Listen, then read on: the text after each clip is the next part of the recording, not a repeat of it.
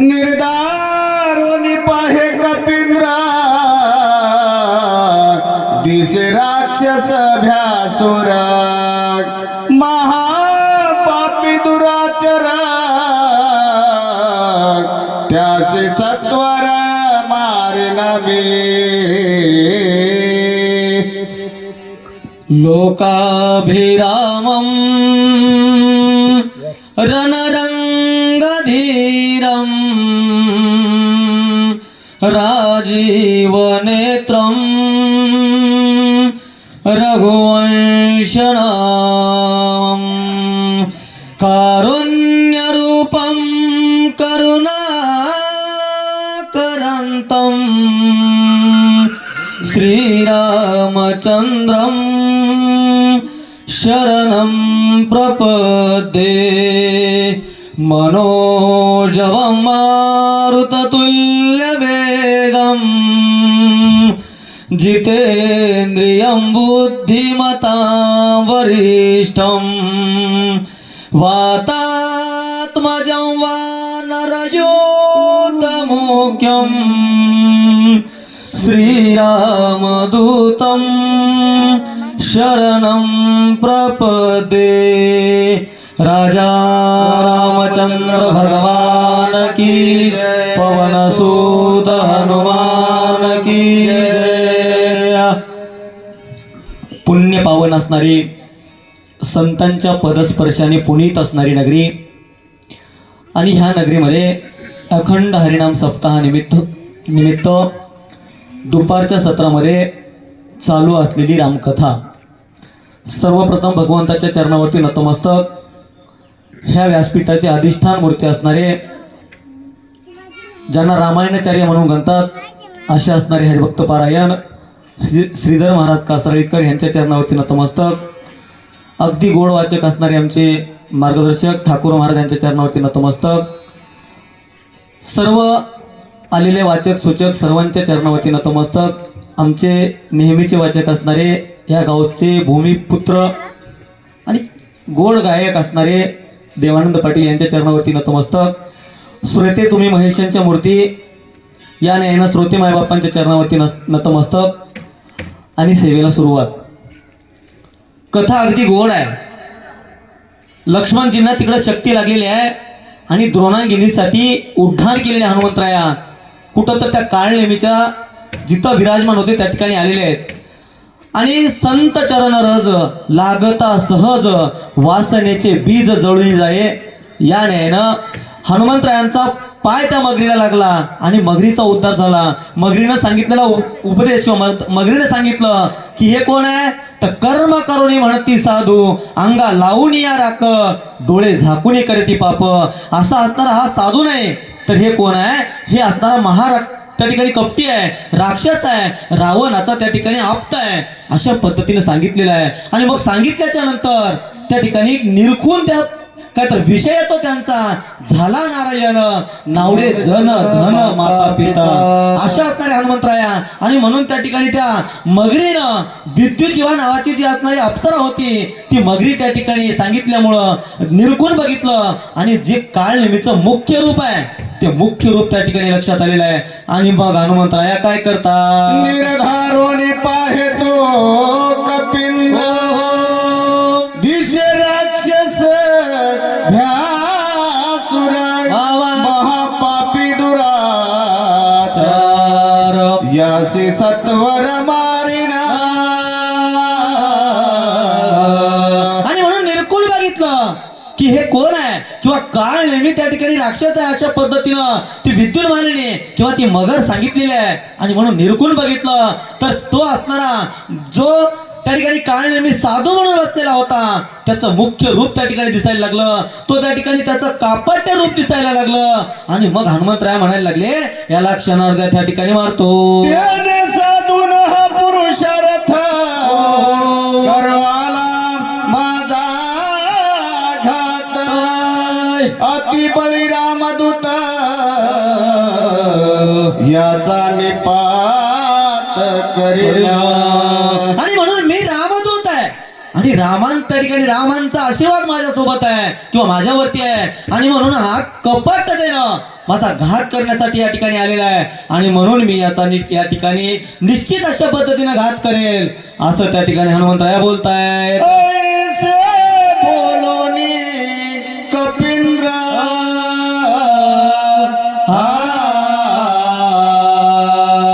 आला राक्षसा समोर बोलोनी निष्ठुर स्वयंवानर सरसावला. आणि म्हणून अशा पद्धतीनं हा कपटी आहे अशा पद्धतीचा विचार त्या ठिकाणी केलेला आहे. आणि मग काळ नेहमीच्या जवळ त्या ठिकाणी हनुमंतराय आले, आणि आल्याच्या नंतर हनुमंतराया पुढे काय बोलतात. पापिया निशाचरा झने पळसे दुराचारा तुझिया करीण मी संहारा कपट चारा सांडी परते. आणि म्हणून हनुमंतराय बोलायला लागले, अरे पापिया, अरे दुराचारा, ह्या ठिकाणी साधूचा वेश धारण करून आलेला आहे, आणि ह्या ठिकाणी मला गोवण्याचं, मला थांबवण्याचं कार्य तू करतोयस. अरे हे जे तुझं असणारं साधूचा वेश आहे, ते साधूचं वेश सोड आणि तुझं मुख्य स्वरूप त्या ठिकाणी दाखव, निश्चित अशा पद्धतीनं तुला मारेन, अशा पद्धतीनं बोलायला लागले. कशामुळं? तर साधू आहे, आणि म्हणून साधूला मारणं हे थोडक्यात महत्पाप आहे. साधूच्या वेशामध्ये कसं, तर आपण हरिविजयमध्ये बघतो, त्या ठिकाणी महाकाळ नावाचा राक्षस कुठं तर कृष्णाला मारण्यासाठी साधू वेशामध्ये आलेला होता, पण कृष्ण परमात्म्याने त्यांना जिवंत नाही मारलं, तर त्या ठिकाणी काय, तर त्याची मारलं किंवा त्यांना बेदम मारलं आणि सोडून दिलं, कारण जिवंत मारलं नाही, कारण साधूच्या वेशामध्ये आहेत. आणि म्हणून या ठिकाणी हनुमंतराय म्हणतायत, तू साधूच्या वेशामध्ये आहेस, आणि म्हणून तुला या ठिकाणी तुझं मुख्य स्वरूप दाखव, तुला निश्चित अशा पद्धतीनं मारे. ऋषी रूपा धरून तापस करू आलासी छलनास आता होई सावकास करी उदास निज बळे. आणि म्हणून ऋषीच्या रूपामध्ये असलेल्या कपट्या किंवा राक्षसा, तुझं जे मुख्य रूप आहे ते मुख्य रूप दाखव किंवा मुख्य रूपाने समोर ये, आणि सावकाश त्या ठिकाणी तयार राहा, कारण आता या ठिकाणी निश्चित अशा पद्धतीने मी तुला मारणार आहे. माझे निहाते हे त्वरित अजिनवचसी जिवे जित ऐसे जानो निश्चित करे पुरुषार्थ निज बळे. आणि म्हणून माझ्या हातानं किंवा माझ्या पुढं आज तुझं काही चालणार नाहीये, तुझा निश्चित अशा पद्धतीने अंत या ठिकाणी होणार आहे, परंतु तुझं जे मुख्य स्वरूप आहे ते मुख्य स्वरूपानं तुझे सामोरं ये, आणि आल्याच्या नंतर त्या ठिकाणी आपण जे माझ्या हातून तुझं मरण निश्चित आहे, अशा पद्धतीनं हनुमंतराया काळ नेमीला बोलायला लागले. ऐसे बोलता मारुती हो, हो. सरसावला राक्षस मूर्ती वा, वा. रण जिंकावया कपी प्रती साठो पचिती मांडिला.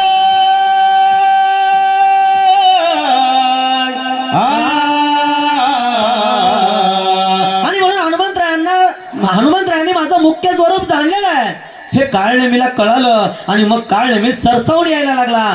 कशासाठी? तर आता त्या ठिकाणी देहराव आत्वा जाओ, आता या ठिकाणी माझा अंत होणार आहे निश्चित आहे, परंतु मला समोर गेलं पाहिजे, अशा पद्धतीचा विचार काळ नेमी करतो. आणि समोर आल्याच्या नंतर काय होते,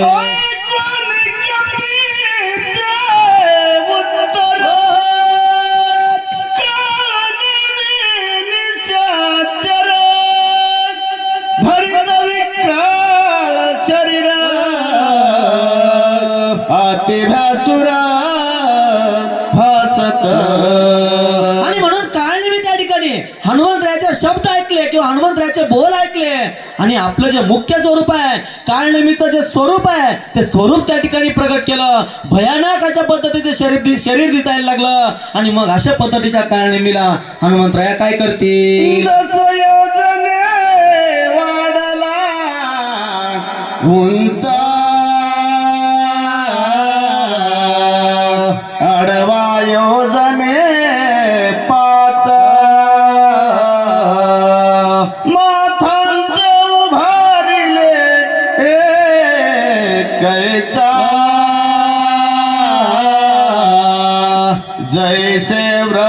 शूर प्राय. आणि म्हणून 10-20 योजन त्या ठिकाणी वर वाढलेलं आहे. आणि 10 योजन म्हणजे 20 जवळपास 40 कोस वर आणि 20 कोस आडवं त्या ठिकाणी वाढलेला आहे. पर्वत दिसावा त्या न्यायानं काळ नेहमी भ्यासूर दिसायला लागला. आणि अशा पद्धतीनं काळ नेहमी आपलं स्वरूप त्या ठिकाणी प्रकट केलेलं आहे. आणि मग पुढं काय होते, आठही दाडा समसमित मासांचे चाळके आत सगळे असून ते निजळता कैसा भासत भ्यासुर. आणि म्हणून आठही दाडा म्हणायला लागलं. कारण काळ नेहमी 4 मुखाचा होता आणि असता असणाऱ्या 4 मुखाचे 8 दाडा त्या ठिकाणी कसं तर रक्ताने वाटलेले आहेत. मासांचे तुकडे असणारे दातामध्ये आहेत. असता असणारा भ्यासूर असणारी प्रकृती किंवा भासूर त्या ठिकाणी काळ नेहमी दिसायला लागला. आणि मग पुढं काय झालं, भवया तळी बुबुळे खोल जैसे धगधगित इंगळ तैसे दिसती नेत्र गोळ अतिविक्राल आकृती. आणि म्हणून भवयाच्या खाली असणारे बुबुळ त्या ठिकाणी जशा पद्धतीनं खैराचे इंगळ दिसावे त्या नयनं बुबुळ दिसायला लागले. आणि अशा असणारी भयानक विक्राळाचे असणारी रूप दिसायला लागलं. आणि मग हनुमंतराय त्यांना काय करते, जैसा मेघ गडगडला तैसा निशाचर गरजनला कोलित घेऊनी धाविनला हनुमान दृष्टीला चोनिया.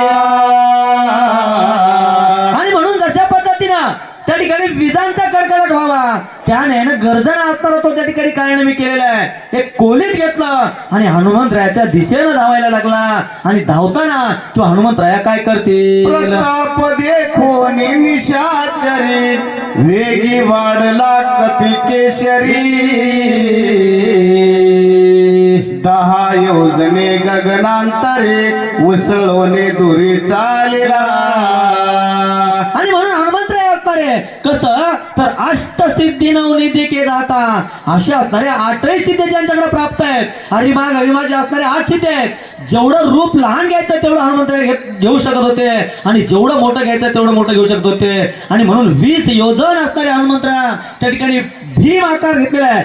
भीम रूप धरी असुर संहारे अशा पद्धतीनं भीम रूप त्या ठिकाणी घेतलेलं आहे. आणि घेऊन हनुमंतराया काय करतील, जैसा तापला लोह गोळ तैसा परतला गोळा गोळ सवेग चालिला सबळ जैसा कल्लोळ अग्नीचा.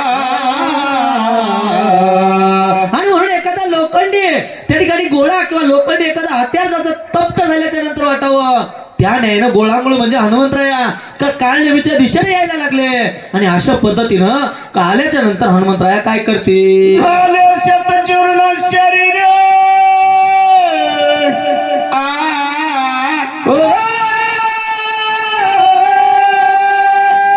कपी भार झाले कपी भार वरी पडता.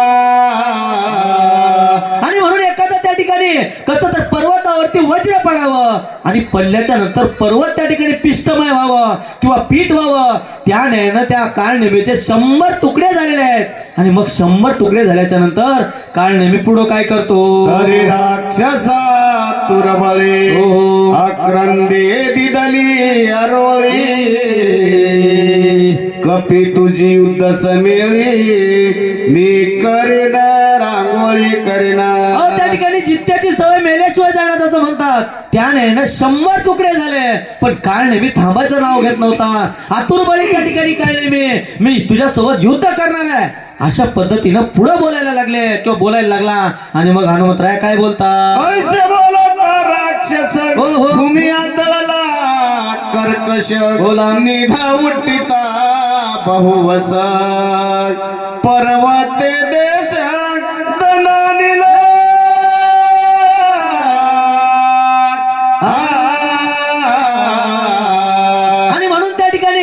100 तुकडे झालेला जो काळनेमी आहे तो त्या ठिकाणी उठलेला आहे. त्याला परत त्या ठिकाणी पर्वतावरती आपटलं आणि आपटल्याच्या नंतर पर्वत त्या ठिकाणी दणाणायला लागला. पर्वताचा आवाज त्या ठिकाणी व्हायला लागला आणि मग पुढं काय झालं? शब्द झाला अति अद्भुत, गंधर्व होते निद्रित, ते उठून या ते सैरा धावत पर्वत. आणि म्हणून ही रात्रीची वेळ आहे आणि रात्रीच्या वेळेमध्ये निद्रा सगळ्यांना लागली आहे. झोपलेले त्या ठिकाणी गंधर्व आहेत. त्या ठिकाणी जो आवाज झालेला आहे कर्कश अशा पद्धतीचा आवाज झाला आणि झाल्यामुळे जे सर्व 14,000 गंधर्व होते ते 14,000 गंधर्व त्या ठिकाणी निद्रेतून जागे झालेले आहेत, झोपेतून उठलेले आहेत आणि उठून सैरा व्हायला पळायला लागले किंवा पाहायला लागले. काय आवाज झाला, कसला आवाज झाला, अशा पद्धतीचं गंधर्व त्या ठिकाणी शोधतायत आणि शोधता गंधर्वांना काय दिसतंय? उठिला दुर्धर जागे झाले सत्वर, घेऊन या शस्त्रास्त्र पर्वतेंद्र शोधती. आणि म्हणून त्या ठिकाणी झोपलेले त्या ठिकाणी गंधर्व जागे झालेले आहेत. आपापली हात्याला त्या ठिकाणी घेतली आणि आवाज कुठं झाला, कोण आलेला आहे, अशा पद्धतीनं चहू बाजूनं हातातील हात्यार घेऊन पळायला लागले, शोधायला लागले आणि शोधताना या गंधर्वांना काय दिसते? तव देखिला कपिके सरी भवता वेडिला सामग्री, वर्षताती शस्त्राशस्त्री निशा माझी चोरी के विकरसी. आणि म्हणून 14,000 गंधर्व आपापल्या हातातील जे शस्त्र आहेत, अस्त्र आहेत ते घेऊन त्या ठिकाणी हनुमंतरायांच्या दिशेने यायला लागले आणि पाहतायत, अरे काय एवढ्या रात्रीला तू कुठली चोरी करता आलेला आहेस किंवा कशासाठी आलेला आहेस, अशा पद्धतीनं हनुमंतरायांना बोलायला लागले. आणि मग हनुमंतराया काय बोलतील? तू कोण कायचा कोण आहे स मध्यरात्री कालासे पर्वते सैरा विचारसी आज्ञा कोणासी पोशिली. आणि म्हणून तू कोण आहेस किंवा तू कोणाच्या सांगण्यावरून या ठिकाणी आलेला आहेस, कुठला रहिवासी आहेस, अशा पद्धतीने विचारायला लागले. आणि येताना या ठिकाणी येण्याचं प्रयोजन किंवा या ठिकाणी कशासाठी आलायस आणि आज्ञा कोणाची घेतली, अशा पद्धतीचा प्रश्न त्या ठिकाणी सर्व गंधर्व माझ्या हनुमंतरायांना विचारायला लागले. आणि मग हनुमंतराया काय बोलतात? मध्यान अंधारी ओ, तू विचारसी गिरी शिखरी पर्वताकार शरीरी कोण धरेवरी पडलासी. आणि म्हणून अर्धी रात्र झालेली आहे. अर्ध्या रात्रीमध्ये पर्वतासारखा आकार त्या ठिकाणी तुझा आहे आणि मग अशा असणारा आकार घेऊन या ठिकाणी काय शोधतोयस किंवा आता कुठं त्या ठिकाणी पडलेला आहे किंवा कुठं काय आवाज दिला, अशा पद्धतीनं ते गंधर्व विचारायला लागले. कमरती पुष्पा काय हो धरा बांधा हात पाय बोला. मध्यरात्री विचारत आहे तस कर होय सर्वत्र.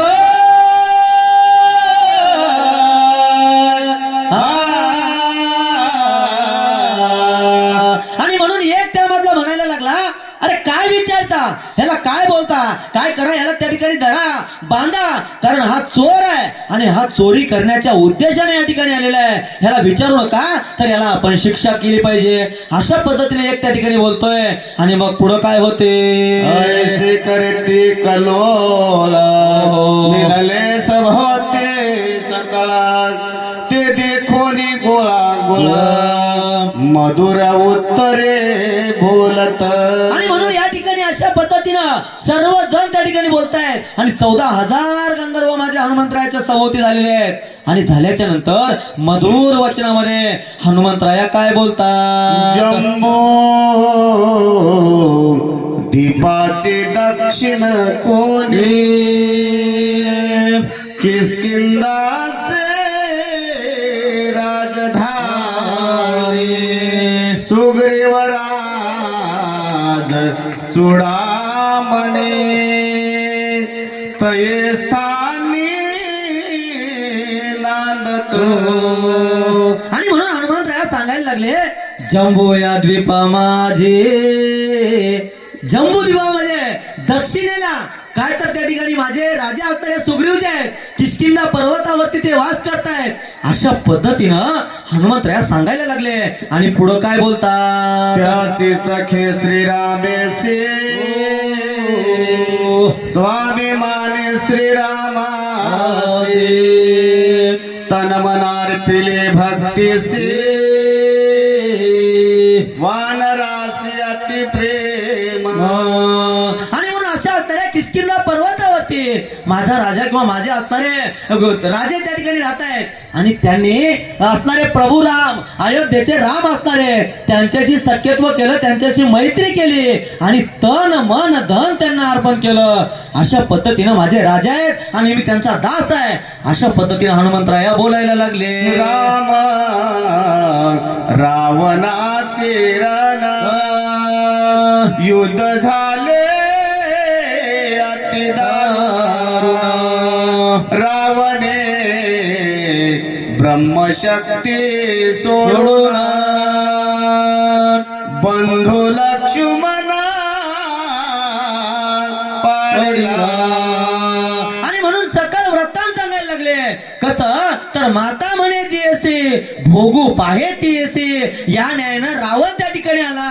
माझ्या प्रभूंची रामांची पत्नी त्या ठिकाणी अंतुरी घेऊन गेली आणि त्यानंतर युद्ध झालेलं आहे. युद्ध त्या ठिकाणी चालू आहे आणि अशा युद्धामध्ये रावण आणि ब्रह्मशक्ती सोडली आणि माझ्या रामांचे बंधू असणारे लक्ष्मणजी त्या ठिकाणी ब्रह्मशक्ती लागल्यामुळं पडलेले आहेत. अशा पद्धतीनं हनुमंतराया बोलतायत. आणि मग पुढं काय होते, वाचवाया सौमित्रासी नेऊ आलो औषधी विघ्न न करावे आम्हासी नमन तुम्हासी मी करीतो. अहो काय नम्र भाव आहे, शूर आणि कहो धीर अशा असणाऱ्या स्वामी काजी तू सादर अशा असणारे माझ्या हनुमंतराया नम्र व्हायला लागले. कारण नम्र झाला भूता तेने कोंदिले अनंता. या न्यायानं आपण सर्वांना माहित आहे नदीच्या काठे किंवा वळाच्या काठ्याला त्या ठिकाणी लवाळी नावाचे असणारी वनस्पती असते. किती मोठे झाडं त्या ठिकाणी जातील पण त्या ठिकाणी लवाळी कधीच जात नाही कारण नम्र होते. आणि म्हणून किती जरी त्या ठिकाणी हनुमंतराया प्रतापी आहेत, भीमरूपी आहेत, असुराचा संहार करणारे आहेत, सर्व शक्ती संपन्न असे आहेत, परंतु सर्वप्रथम नम्र व्हायला लागले. अहो मी कोण आहे तर रामांचा दास आहे. माझ्या प्रभूंच्या बंधूंना त्या ठिकाणी शक्ती लागलेली आहे आणि म्हणून माझ्या कामामध्ये अडथळा आणू नका बरं का. मी त्या ठिकाणी माझ्या स्वामीच्या कार्यासाठी आलेला आहे. माझ्या बंधूंना त्या ठिकाणी उठवायचं आहे. अशा पद्धतीची विनंती कोण करायला लागले तर सकळ भक्तांचे भूषण असे असणारे वज्रदेही हनुमंतराया करायला लागले. आणि मग पुढं काय होते, उदया येता गबस्ती प्राण सांडिला उर्मिला पती म्हणून औषधी मध्यरात्री नेऊन निश्चिती आलो. आणि म्हणून माझा बंधू किंवा माझ्या प्रभूचे बंधू असणारे त्या ठिकाणी धारत पडलेले आहेत. आणि जर सूर्योदय झाला तर हे सर्व कार्य नाचणार आहे. माझे लक्ष्मणजी त्या ठिकाणी राहणार नाहीत. आणि म्हणून एक विनंती आहे, मला माझ्या कामामध्ये अडथळा आणू नका. कारण माझ्या जगाचा जगत पिता असणारा, माझा मालक असणारा, माझे त्या ठिकाणी काय माय बाप असणारे, सर्वस्व असणारे माझे प्रभू राम आणि प्रभू रामाचे बंधू त्या ठिकाणी धारा पडलेले आहेत. आणि म्हणून विनंती करतोय, माझ्या कामामध्ये विघ्न त्या ठिकाणी तुम्ही आणू नका. सुग्रीवे सहित वानर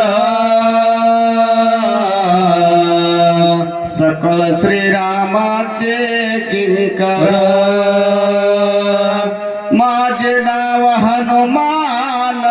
बाहेर मार्ग सत्वर मज द्यावा.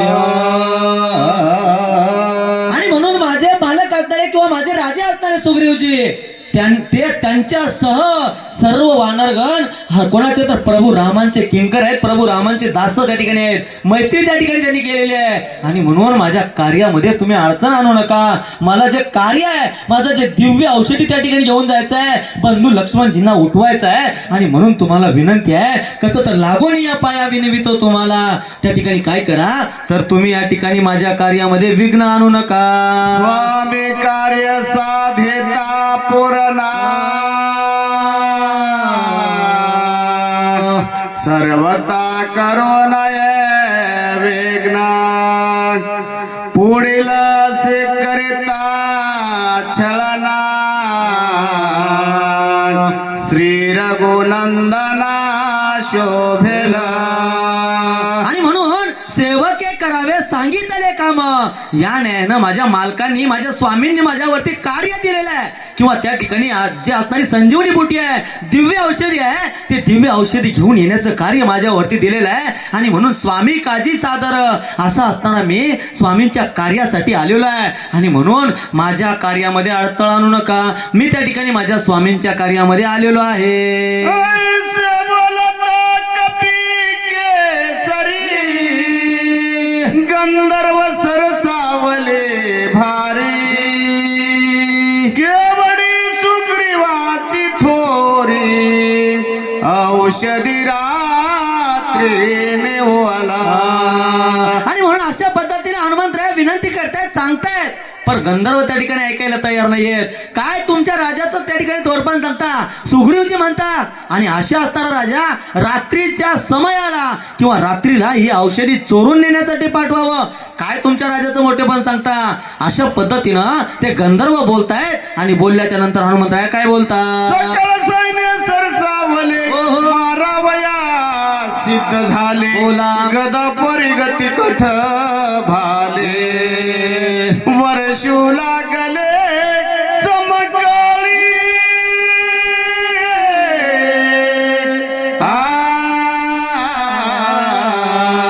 आणि म्हणून अशा पद्धतीने बोलले. हातामध्ये असलेले शस्त्र अस्त्र त्या ठिकाणी घेतले आणि हनुमंतरायाच्या दिशेने यायला लागले. कोणी मारायला लागले, पण वज्रदेवी हनुमंतराय आहेत. आणि मग हनुमंतराया काय करतात, जवळपासी धावता सरा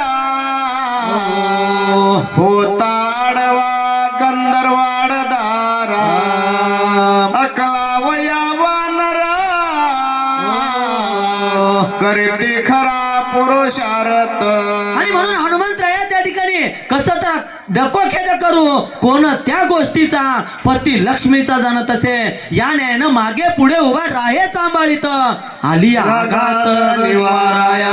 आणि म्हणून त्या ठिकाणी काय तर काय नोहे केले हे का चिंतिता विठ्ठले. एकदा चिंतन केल्याच्या नंतर भगवंत आपल्या साक्षीला येतो किंवा आपल्या मदतीला येतो. तर अहर्निशी डुलणारे माझे हनुमंतराया, अहर्निशी भगवंताचं नामस्मरण करणारे हनुमंतराया. आणि मग अशा असणाऱ्या हनुमंतरायाच्या पुढं काय हे गंधर्व करणार आहेत. आणि मग अशा पद्धतीनं गंधर्व त्या ठिकाणी यायला लागले. आणि मग हनुमंतराया काय करतात, गंधर्व मिळले 14 सहस्र एकला एक कपींद्र बाबा क्रोध चढला दुर्धरा करू संहार आदरिला.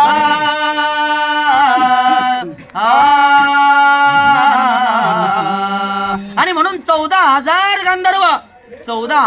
गंधर्व माझ्या हनुमंतरायाच्या दिशेने यायला लागले.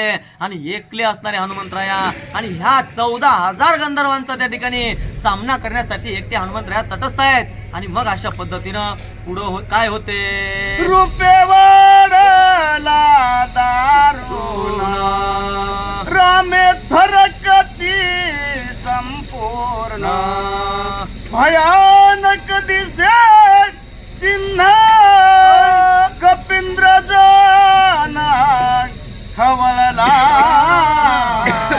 आणि म्हणून 14,000 गंधर्व माझ्या हनुमंतरायावरती स्वारी करून यायला लागले, चालून यायला लागले. आणि मग हनुमंतराया त्या ठिकाणी काय तर भीम रूपे बनायला लागले किंवा त्या ठिकाणी वाढायला लागले. चौताळलेले हनुमंतराया काय करतील ते पुढे बघूया.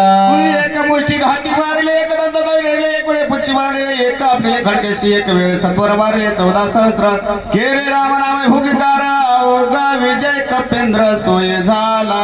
आणि म्हणून एकाला त्या ठिकाणी बुक्कीनं मारलं, कोणाला पाय धरून त्या पर्वतावर आपटायला लागले, कोणाला शेपटीच्या सायानं त्या ठिकाणी फेकायला लागले. आणि अशा पद्धतीनं 14,000 गंधर्वाचा सामना किंवा 14,000 गंधर्वाच्या सोबत हनुमंतराय एकटे त्या ठिकाणी युद्ध करायला लागले.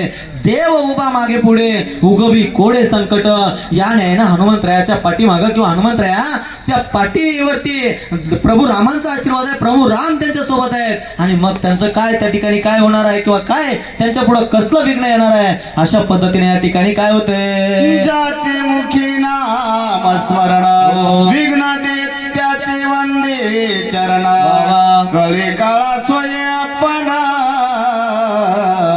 नित्य नमन त्यासे करी. आणि म्हणून नाम घेता वाया गेला सांगा कोणी ऐकिला.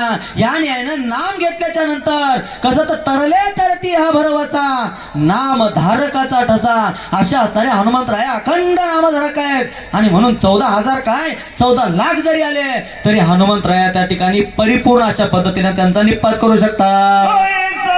नामधारक वीर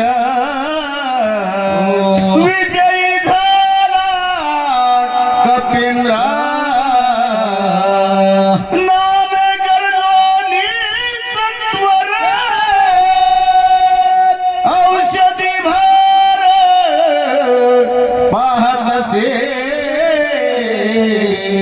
आणि म्हणून अशा पद्धतीने 14,000 गंधर्वाचा त्या ठिकाणी निपात केला, सर्वांना मारलं, प्रभू रामांच्या नामाचा जय जयकार केला. आणि मग आपलं जे मुख्य कार्य आहे असं असणारं कार्य ती औषधी शोधण्यासाठी जायला लागले. पर्वताचे शिखरा शिखर पाहता औषधी भार सहसा नवते गोचर तीन खपिंद्र खवळला. आणि म्हणून त्यांचा निपात केला. पुढे जाऊन ते जे मुख्य आहे काम औषधी शोधायला लागले, पर्वताच्या शिखरावरती आलेले आहेत, पण औषधी त्या ठिकाणी दिसत नाहीत किंवा औषधी त्या ठिकाणी समजत नव्हते. आणि मग हनुमंतराया काय करताय, झाले मांडिले पर्वत दिसोन ती औषधी नेने माझ्या पराक्रमाते सामर्थ्याचे पाहू पा. आणि म्हणून त्या ठिकाणी औषध दिसत नाहीयेत किंवा औषधं मिळत नाहीयेत. अशा पद्धतीनं हनुमंतरायाला कळालं, हनुमंतराया चवताळलेले आहेत. अहो कोण तर पर्वत हा चाळे म्हणतोय किंवा पर्वत ह्या ठिकाणी मला माझं काम त्या ठिकाणी करू देत नाहीये. आणि म्हणून याला माझं त्या ठिकाणी जो असणारं माझं सामर्थ्य आहे हे सामर्थ्य माहित नाहीये काय याला. अशा पद्धतीचा विचार हनुमंतराया करतायत. आणि मग हनुमंतराया पुढे काय करतात, मनोने खवळला मानसी तव औषधी देखिल्या पश्चिमेसी धावून गेला तये पासी तव पूर्वेसी देखिल्या. आणि म्हणून त्या ठिकाणी हनुमंतराया चौताळले आणि पाहताय तर पश्चिमेकडे औषधी दिसायला लागल्या. आणि मग औषधी आहेत म्हणून पश्चिमेकडे गेले तर लगेच औषधी पूर्वेकडे यायला लागल्या. अशा पद्धतीनं त्या ठिकाणी व्हायला लागलं. आणि मग पुढे काय होते, उत्तर दक्षिण समजता अवघा पर्वत लकलकित वानर विस्मित जहाला तेत काय येत करावे. आणि म्हणून पूर्वेकडे म्हणलं की पूर्वेकडे आलं की औषध दक्षिणेकडे जायचंय, दक्षिणेकडे आलं की उत्तरेकडे यायचं. अशा पद्धतीनं 8ही दिशांना त्या ठिकाणी औषधी दिसायला लागले. 8ही दिशेकडे औषध गेल्यासारखं वाटायला लागलं, पण हाताला काहीच येत नव्हतं. आणि मग हनुमंतराया त्या ठिकाणी चिंता व्यक्त करतायत. आणि मग पुढं काय होते, औषधी मनोने धरो जाये तव झाडो राखायचा काय तो सांडोने आणखी पाहे तव तेही होय तैसीची. आणि म्हणून औषधी आहे म्हणून त्या ठिकाणी गेले.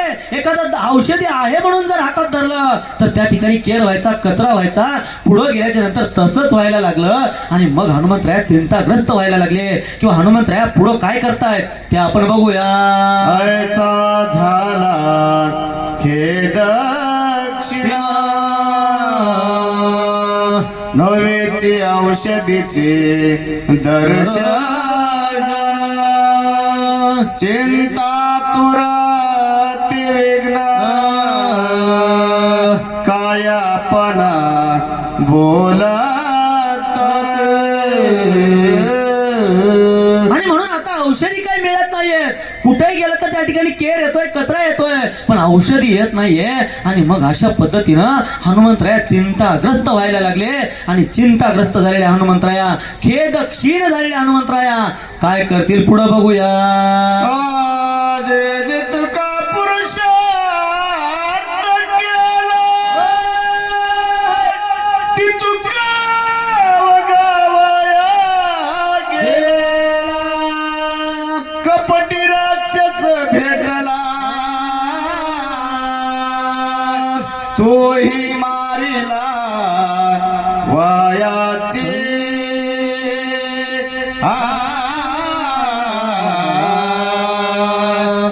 आणि म्हणून अशा पद्धतीनं हनुमंतरायांना वाटायला लागलं आज जो काही मी पुरुषार्थ केला किंवा आज जे काही मी कार्य केलं ते वाया गेलं. कारण कपटी असताना काळने मी त्याला मारलं, पण हे त्या ठिकाणी वाया गेलं असं वाटायला लागलं. किंवा कशामुळं तर पुढं होई येईल आम्हाला या ठिकाणी सेवा थांबवायची आहे, पुढं ओवी येणार आहे. कशामुळं तर अहंता. हनुमंतराय येताना म्हटले होते मज सारका दूत असता. आणि अशा पद्धतीनं अहंकार आला, अहंता आली. आणि म्हणून या ठिकाणी हनुमंतरायांना अशा पद्धतीनं औषधी दिशाभूल करायला लागले किंवा औषधी दिसत नव्हत्या.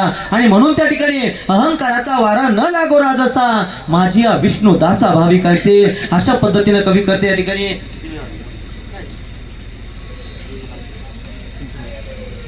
आणि मग अशा पद्धतीनं अहंता असल्यामुळं त्या ठिकाणी हनुमंतरायाला दिव्य औषधी त्या ठिकाणी मिळत नाहीये.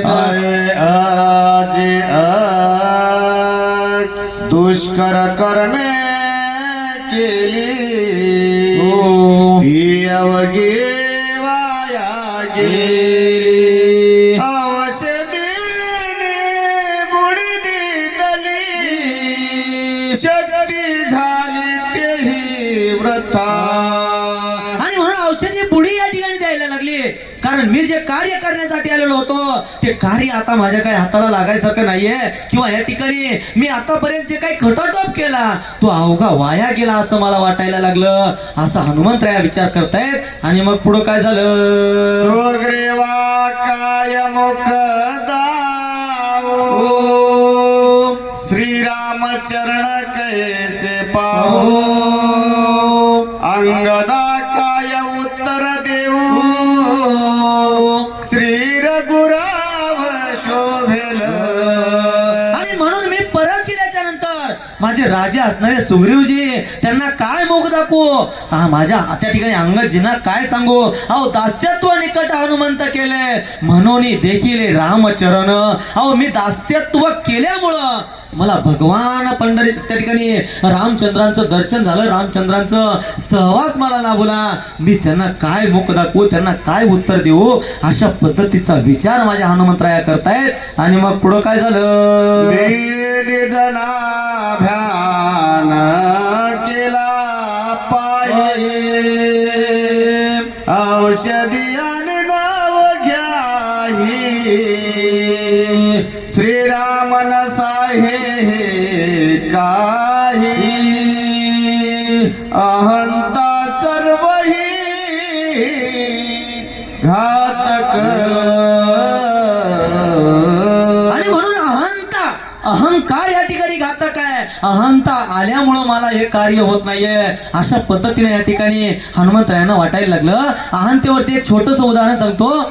एक मूर्तिकार होते, हुबेहूब अशा पद्धतीच्या मूर्ती ते बनवायचे. बनवताना त्यांची जी ख्याती आहे, प्रसिद्धी आहे, सर्व दूर पसरायला लागली की हे मूर्तिकार जशा तशी मूर्ती बनवतायत. आणि मग आमच्या एक योगी असणारे तपस्वी महाराज त्यांच्याकडे आले. ते बोलायला लागले, अहो काय रामांसारखी रामांची मूर्ती बनवली, हनुमंतरायासारखी हनुमंतरायांची मूर्ती बनवली, अशा पद्धतीनं बोलतायत. बोलता बोलता मी त्या ठिकाणी तुमच्यावरती खुश आहे, पण तुम्हाला देण्यासारखं माझ्याकडे काही नाहीये, अशा पद्धतीनं ते असणारे ऋषी बोलतायत. पण एक सांगतो, त्या ठिकाणी तुमचा मृत्यू मात्र उद्याला होणार आहे, अशा पद्धतीनं सांगितलं. सांगितल्याच्या नंतर त्या मूर्तिकाराने विनंती केली, देवा ठीक आहे, पण मला ज्या वेळेस यमदूत येतील ते मला कळलं पाहिजे, अशा पद्धतीनं सांगितलं. त्या योग्यांनी आशीर्वाद दिला, ठीक आहे ते कळेल कळेल असं सांगितलं. ते ऋषी गेले आणि उद्याचा दिवस उजळला. उजळताना मात्र ह्याच्या सारख्याच 9 मूर्त्या त्या ठिकाणी ह्या मूर्तिकाराने तयार केल्या, जशाच तसे ह्या ठिकाणी मूर्ती तयार केल्या. यमदूत यायला लागलेले, दिसायला लागले, आणि दिसल्याच्या नंतर मात्र हा मूर्तिकार त्या मूर्तीच्या लाईन मध्ये जाऊन थांबला. यमदूत आले, यमदूतांना वाटायला लागलं, अहो हे तर सर्व इथं या ठिकाणी 10 आहेत, मग यातलं कोणाला घ्यावं, अशा पद्धतीचा यमदूतांना प्रश्न पडला. आणि मग एकासाठी 10ला मारणं शक्य नाही किंवा मारणं योग्य नाही, अशा पद्धतीने यमदूतांना वाटलं. यमदूत परत जायला लागले. जाताना महर्षी नारदांची भेट झाली. नारद म्हणायला लागले, का रिक्त हाताने का परतताय? आणि मग नारदांना योग्य सर्व वृत्तांत सांगितला. नारद महर्षी म्हणाले, चला त्या ठिकाणी मी तुम्हाला शोध करून देतो. मग नारद महर्षी आले. नारद महर्षी आल्याच्या नंतर नारद महर्षी त्या मूर्तिकाराकडे बघितलं सर्व, आणि भक्तांना म्हणतायत ह्याच्यामध्ये एक चूक झाली, अशा पद्धतीनं नारद महर्षी म्हणतायत. आणि मला म्हणाल्याच्या नंतर ह्या मूर्तिकाराचा अहंकार जागा झाला आणि मूर्तिकार समोर येतोय. काय चूक झाली सांगा? अहो नारद महर्षी हसले आणि बोलायला लागले, ह्या ठिकाणी चूक काही झालेली नाहीये, तुमच्या मधला अहंकार जागा झाला आणि म्हणून तुमचा हा त्या ठिकाणी अंत होणार आहे. आणि म्हणून यमदूताला सांगितलं, हाच असणारा त्या ठिकाणी याचा मूर्तिकार आहे, ह्याला त्या ठिकाणी घेऊन जा. अशा पद्धतीनं हे फक्त आणि फक्त अहंकारामुळं घडलं. हे अहंतेमुळं त्याचा अंत झाला. आणि त्या न्यायानं इकडे हनुमंतरायांना वाटायला लागलं, मजसारखा दूत असता, अशा पद्धतीने मी त्या ठिकाणी म्हटलं होतं. आणि म्हणून माझा अहंकार त्या ठिकाणी निर्माण झाला. हे प्रभूंना जाणलं, न सांगता कळो येती तुम्हा अंतर, अशा असणाऱ्या जगाचा बाप असणारा त्यांना माझा अहंकार कळाला. आणि मला या ठिकाणी हे जे असणारं औषधी आहे ते औषधी मिळत नाही, कारण अहंकार माझ्या जागा झाला, अशा पद्धतीने हनुमंतरायांना वाटायला लागलं. आणि मग पुढं काय होते आता भैरवी घ्या. अहंता कर्म सिद्ध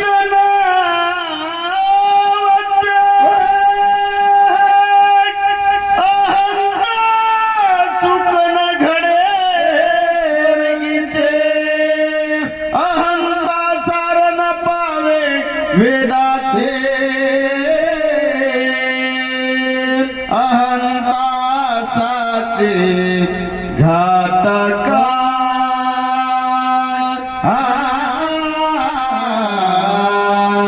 आणि म्हणून अहंता सर्व झालेलं कार्य सुद्धा नाश करते. अशी असणारी अहंता मला बाधा झाली किंवा अहंकार माझ्यामध्ये आला. आणि म्हणून मला हे जे असणारे दिव्य औषधी आहे ते औषधी मिळत नाहीयेत, अशा पद्धतीचा विचार हनुमंतराया करतायत. आणि मग पुढं काय होते, ज्ञानवृद्ध वयोवृद्ध तपवृद्ध मंडळी समोर आहे. आणि म्हणून आपुलिया बळे मी नाही बोलत, सका कृपावंत वाचा त्याची यानेनं, साळुंके मंजुळ बोलत सेवानी, बोल विता धनी वेगळाची यानेनं. झालेली सेवा भगवंताच्या चरणावरती समर्पित. ह्या ठिकाणी ज्ञानवृद्ध वयोवृद्ध तपोवृद्ध रामायणाचार्य असणारे आमचे श्रीधर महाराज, त्यांच्या पुढं बोलण्याचा योग. आई जसं बोबड्या त्या ठिकाणी आईच्या पुढं जसं बोबडं बाळ बोलावं, आणि बोबडं बाळ बोलताना किती छान बोललं म्हणून आई त्या ठिकाणी बाळाला उचलून घ्यावं, त्या न्यायानं आमचं कौतुक करणारे, आम्हाला निश्चित अशा पद्धतीने शाबासकीची थाप आमच्या पाठीवरती देणारे आणि आमच्या योग्य अडी अडचणीमध्ये ह्या ठिकाणी मदत करणारे श्रीधर महाराजांच्या चरणावरती समर्पित. अगदी गोड गाण कोकिळा असणारे आमचे ठाकूर महाराज त्यांच्या चरणावरती समर्पित. सर्व श्रोते मायबापांच्या चरणावरती समर्पित. आणि बोलताना एखादा शब्द वेळा वाकडा झाला असेल, मागचा पुढं झाला असेल, पुढचा मागं झाला असेल, किंवा सांगितलेला अर्थच स्पष्ट असेल, असं नाही. जे काही योग्य आहे ते भगवान पंढरीश परमात्माचं आहे. आणि जो काही चुकीचा शब्द आहे तो माझं पामराचा या ठिकाणी अल्पमतीचा दोष आहे, अशा पद्धतीचं आपण या ठिकाणी समजावं. आणि काही चुकीचं असेल तर त्या या ठिकाणी मला माफ करावं, अशा पद्धतीने या ठिकाणी माझ्या सेवेला पूर्णविराम. राजा रामचंद्र भगवान की जय. धन्यवाद.